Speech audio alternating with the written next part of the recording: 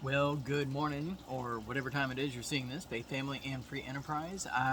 This is Paul here, and I wanted to come to you this morning with a word of encouragement and also a word of hope, a word of hope to overcome. 1 Corinthians chapter 10 is where I have been reading, and the Lord has been working in my heart, and I was like, I really would like to just make sure my kids and other people understand this message, this truth. So I'm going to put together, I've put together basically a kind of series of different talking points about temptation and overcoming temptation and the hope that we have to be able to be overcomers. So we're going to jump right in here and read through the passage so that you kind of get an overview, bird's eye view, kind of what we're going to be talking about. But there's basically going to be 5 different things that are steps to overcoming temptation. But we're going to lay some groundwork today in this first video, a little bit about some introductory stuff, some things that are just helpful in understanding before the temptations even come, basically. So 1 Corinthians 10 and verse 6 is where I'm starting here. Now these things were our example to the intent we should not lust after evil things as they also lusted. He's referring to what he's about to describe here as children of Israel in the past. Things they went through were recorded for us so that we can learn from them, right? It's always better to learn from other people's mistakes than to make your own mistakes over and over and over again and have to learn from them, or hopefully learn from it the first time. Neither be ye idolaters, verse 7 says here, as were some of them. As it is written, the people sat down to eat and drink and rose up to play. This verse is a reference back to when the children of Israel made an idol. They made an idol out of a calf and said, we're going to worship this as God, because they were lacking a leader and things like that at the moment. He said they sat down to eat and drink and rose up to play. They were basically doing what they wanted to do and living in the flesh instead of being obedient to God. All right, continue on verse 8. Neither let us commit fornication, as some of them committed, and fell in one day 23,000. This is a reference to a time when the children of Israel had started worshiping a false god, Baal Peor, and one of the ways to worship this false god was through what is described here for us. It's a completely insane mentality. There isn't anything exactly like this probably in our world today, but this idea that this is how you worship this God, and they should definitely have known and be able to clearly identify this is not worshiping God the way we were told to worship God. This is nothing more than fleshly carnal desires. All right, let's keep going. Neither let us tempt Christ, as some of them also tempted and were destroyed of serpents. Here's one where they were complaining and murmuring, and they were just discontent with what God had given them, and God sent serpents into the camp. Neither murmured, this is verse 10 now, ye, as some of them also murmured and were destroyed of the destroyer. Most believe that this is a reference back to when the angel of death came through Egypt, and the children of Israel were not exempt from the angel of death. They had to obey. They had to follow the clear instructions of God if they didn't want their firstborn to also be killed, just along with all the Egyptians' firstborn. And so some of them murmured, apparently, and said, I don't want to do it, I don't like it, that's gross, or whatever. Their heart of rebellion led them to be judged by God and face this terrible destruction that they faced. Now, all these things, verse 11, happened unto them for ensamples, and they are written for our admonition, upon which the ends of the world are come. So all this stuff has happened to them so that we can learn from it. For our admonition. Don't waste all the pain and suffering of the generations before, and learn from them. I know sometimes you sit down with somebody who's got years and years of experience. In other words, they're old. Sometimes I'm kind of in that boat now with some kids around me.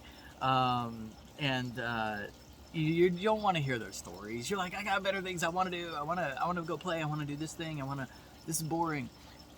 Tell you what, and some people, don't get me wrong, I've been around them. Some people are snooze fest. You do not want to sit there and listen to another story. But do this, learn from the examples. Ask questions maybe that say, hey, what is something that you wish you knew when you were my age? Or, and I know you're probably thinking, oh, I would never ask that. Goodness, that would open up a whole box of worms. I'd be there for another 3 hours. Well, let me keep going here, because that's not the main crux of where we're going to be spending our time. Verse 12, very popular, 12 and 13, very popular verses that people memorize. Wherefore, let him that thinketh he standeth take heed lest he fall. Anytime you have a wherefore, you have to ask what it's there for. Wherefore, because of all of this stuff that's happened in Israel's past that you're supposed to be learning from, don't be full of pride. Don't be arrogant. Don't think that you've got this. You don't need any problems. It's never going to happen to you. That's exactly what we think. We're like, oh, yeah, no, I would never do something that crazy. Yeah. Let him that thinketh he standeth take heed lest he fall. There hath no temptation taken you, but such as is common to man. But God is faithful, who will not suffer you to be tempted above that ye are able. I just blew through that phrase. Super important. We're going to spend some more time on these later.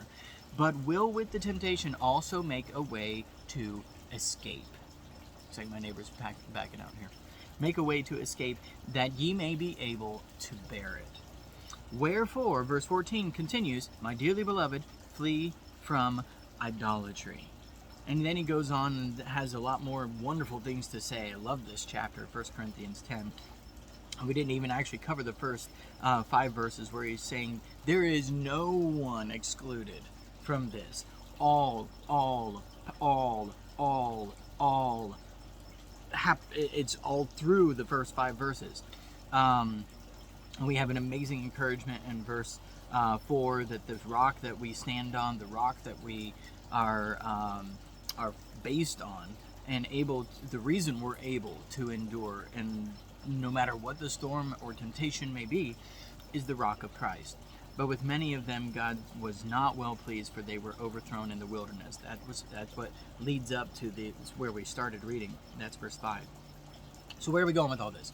There's some things I want you to understand as kind of a groundwork, and then in the next video we'll start in the first step. 1, temptations happen to everyone. There is no exclusion. Don't even think for a second that you will not be tempted. It's just not going to happen. In fact, people who try and remove themselves entirely from society and remove themselves, that's what they're trying to do. They're trying to remove themselves from all sources of temptation. Even there, you still have your flesh, and you still have the devil. So you may have removed yourself from the world, but you still have other sources of temptation. We also see here that many people throughout history both have fallen, and conversely, therefore stands to reason, have overcome temptations. So this kind of goes along with the idea that if other people were able to bear the things that they went through, then your scenario is no excuse.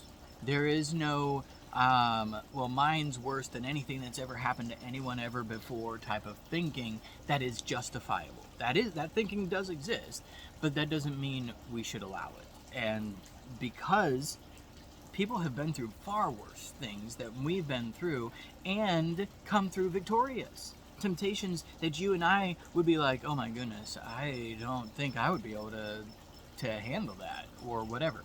The third thing real quick, and then we'll wrap this video up, is that any temptation can be resisted. And that's kind of what that second point leads to naturally, is that no matter what you're facing, no excuse on the planet that you can come up with is bigger than the truth that it can be resisted. And that's what we're going to spend some time in the coming videos talking about, some strategies, some tips, and how to do that.